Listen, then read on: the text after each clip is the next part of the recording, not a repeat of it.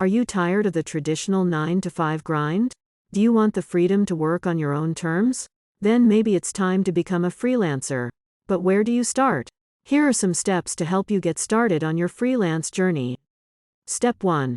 Identify your skills and passions. What are you good at, and what do you enjoy doing?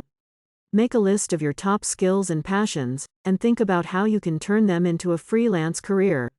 Step 2. Build your online presence. Create a professional website, update your social media profiles, and start networking with others in your industry. This will help you build a strong online presence and attract potential clients. Step 3. Start pitching.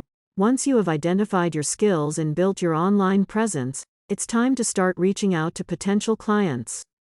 Start by sending cold emails, pitching to job boards, and leveraging your network. Step 4. Manage your finances. As a freelancer, you are responsible for managing your own finances.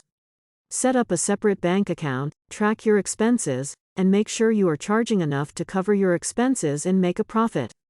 And finally, Step 5. Deliver great work. As a freelancer, your reputation is everything.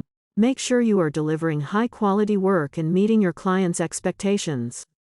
This will help you build a strong reputation and attract even more clients.